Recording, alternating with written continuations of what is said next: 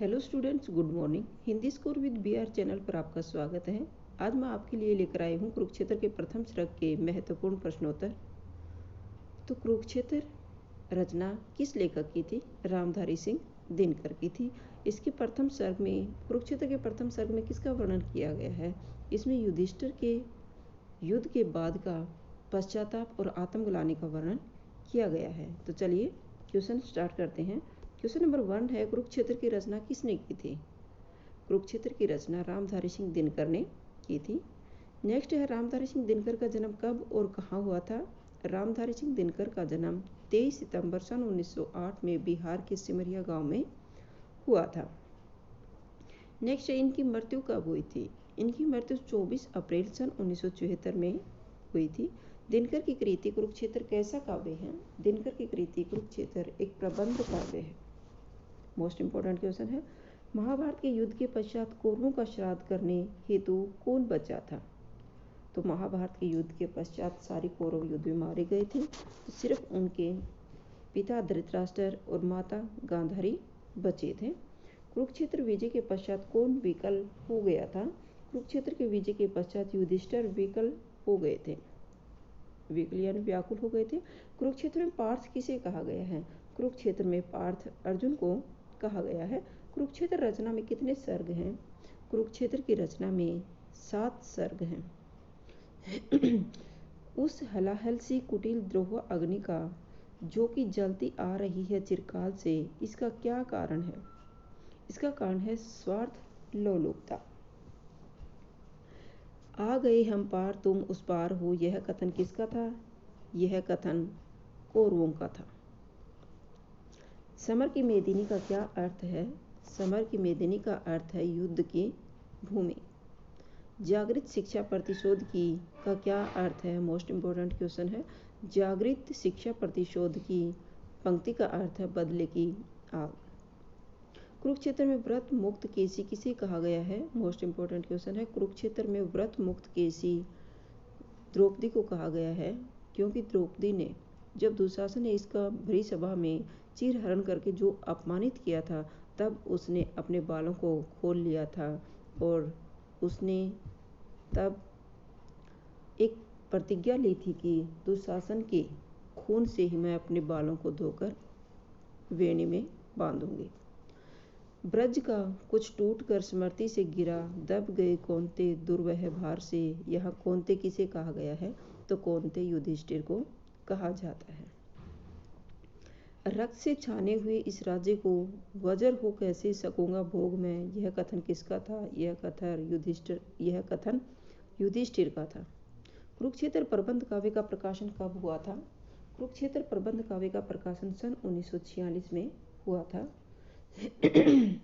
Next है, कुरुक्षेत्र में साम्यवाद का प्रतिपादन हुआ है, यह कथन किसका था? कुरुक्षेत्र में साम्यवाद का प्रतिपादन हुआ है, यह कथन विश्वनाथ प्रसाद मिश्र का था। मोस्ट इंपॉर्टेंट पंक्ति है। कुरुक्षेत्र का उद्देश्य बुद्धि के अतिचार तथा विषमताओं का निराकार और विज्ञान के स्थान पर स्नेह की भावना करना था, यह कथन किसका है? यह कथन डॉक्टर नगेंद्र का था। कुरुक्षेत्र की भाषा कैसी है? कुरुक्षेत्र की भाषा खड़ी बोली है।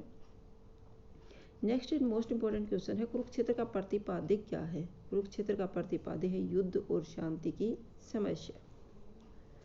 कुरुक्षेत्र का युद्ध किसके बीच हुआ था? कुरुक्षेत्र का युद्ध कौरवों और पांडवों के बीच हुआ था और पांडवों की विजय हुई थी। कुरुक्षेत्र के प्रथम सर्ग का प्रतिपाद्य क्या था? कुरुक्षेत्र के प्रथम सर्ग का प्रतिपाद्य था युधिष्ठिर का पश्चाताप और ग्लानि। महाभारत के युद्ध के प्रेरक कारण कौन से थे? महाभारत के युद्ध के प्रेरक कारण थे पांडवों की असहिष्णुता का कारण था, द्रौपदी की उत्तेजना थी और कृष्ण का युद्ध के लिए दार्शनिक विवेचन करना था।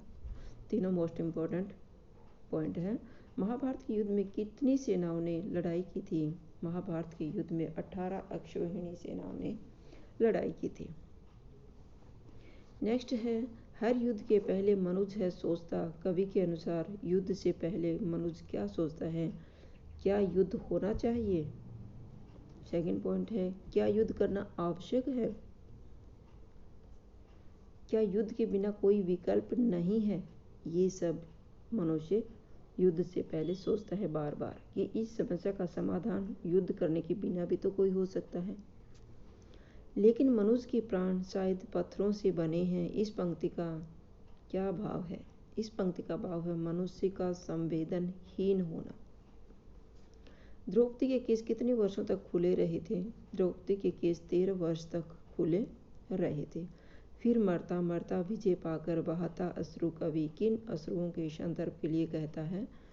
कवि पछतावे के अश्रुओं के लिए कहता है, क्योंकि जब कृष्ण युधिष्ठिर विजय के पश्चाताप कर रहा है कि मेरे कैसे सगे संबंधियों को मैंने राजपाट के लिए मौत के घाट उतार दिया, उसे विजय होने का कोई खुशी नहीं थी, बल्कि युद्ध में अपने भाई बंधुओं के मारे जाने का पछतावा और आत्मग्लानि थी। कुरुक्षेत्र किस ग्रंथ से प्रभावित है? कुरुक्षेत्र महाभारत के ग्रंथ से प्रभावित है। हिंदी साहित्य में कौन से कवि को द्वितीय राष्ट्रवादी कवि कहा जाता है?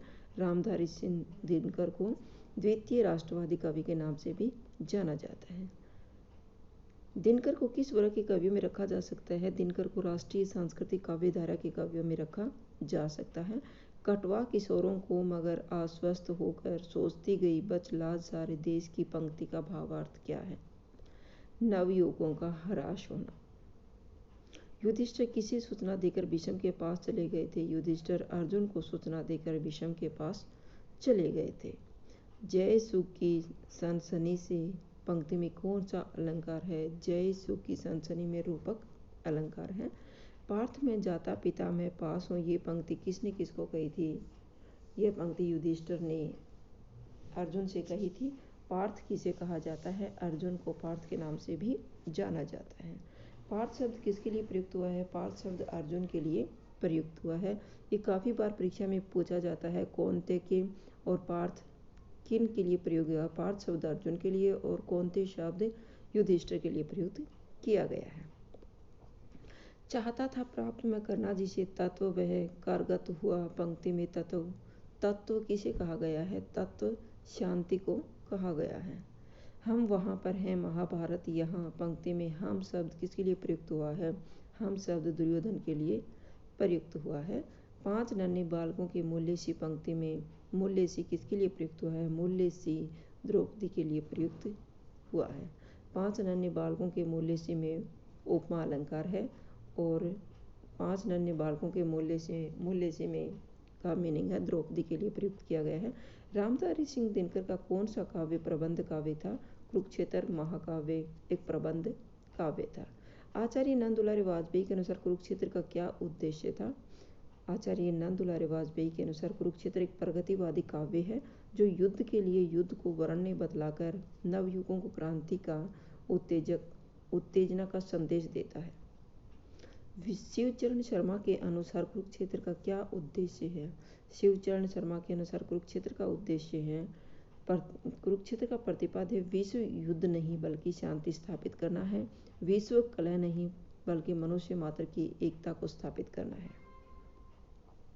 कुरुक्षेत्र के प्रथम सर्ग में किसका वर्णन किया गया है? कुरुक्षेत्र के प्रथम सर्ग में युधिष्ठिर के पश्चाताप और आत्मग्लानि का वर्णन किया गया है।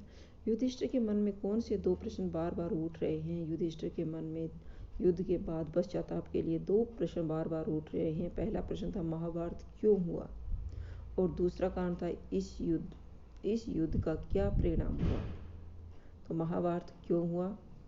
कौरवों और पांडवों में अपने राज्य के बंटवारे को लेकर महाभारत का युद्ध हुआ था और उसका परिणाम क्या निकला था?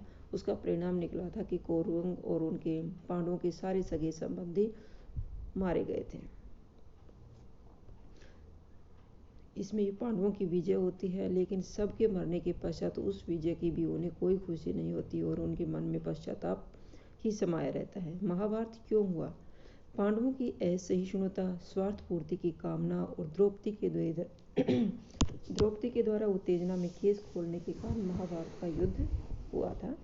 महाभारत का परिणाम क्या हुआ?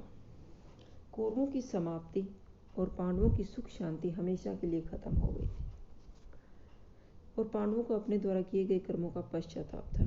कुरुक्षेत्र में कौन सी भूमि रक्त रंजित हो गई थी? कुरुक्षेत्र की कुरु भूमि रक्त रंजित हो गई थी। युद्ध में महासंहार का दृश्य देखकर कौन आकंठ शोक में डूब गया था? युधिष्ठिर आकंठ शोक में डूब गया था। भरी सभा में द्रौपदी का चीरहरण किसने किया था? भरी सभा में द्रौपदी का चीरहरण दुशासन ने किया था। दुशासन ने, दुर्योधन ने किया था। दुशासन ने। अपमानित होकर द्रौपदी ने क्या प्रतिज्ञा ली थी? दुशासन के रक्त से बालों को धोकर ही वेणी बांधने की प्रतिज्ञा ली थी। किस कारण से नारियों का सिंदूर पूछ गया और माताओं की गोद सूनी हो गई थी? महाभारत के भयंकर युद्ध से नारियों का सिंदूर पूछ गया था और माताओं की गोद सूनी हो गई थी। किसके भाग्य में मर्मांक, पीड़ा, प्रायश्चित और आत्मग्लानि के क्षण ही शेष रह गए थे? युधिष्ठिर के भाग्य में युद्ध के पश्चात जो मर्मांक, पीड़ा थी, प्रायश्चित था और आत्मग्लानि के क्षण ही शेष रह गए थे। किनके साथ युधिष्ठिर की सुख और शांति समाप्त हो गई थी? कौरवों के साथ ही युधिष्ठिर की सुख और शांति समाप्त हो गई थी। व्यक्तियों की सांस से विषैले लपटों के फैलने, इस पंक्ति में कौन सी शक्ति का प्रयोग हुआ है? इसमें व्यंजना शक्ति का प्रयोग किया गया है। आदमी के वध का लहू पीना और छाती पर चढ़कर खून पी जाना, इस पंक्ति में किसका प्रयोग हुआ है? इसमें मुहावरों को तोड़ मरोड़ कर प्रयोग किया गया है। कौरवों की मृत्यु पर रोने के लिए कौन शेष बचा है? कौरवों की मृत्यु पर रोने के लिए उनके अंधे पिता धृतराष्ट्र और उनकी माता गांधारी ही शेष रह गई है। तो ये थे आपके क्वेश्चन। अगर आपको मेरी वीडियो अच्छी लगी हो तो प्लीज़ लाइक कीजिए, शेयर कीजिए और सब्सक्राइब करना न भूलें। फिर मिलते हैं नेक्स्ट वीडियो में। Bye bye.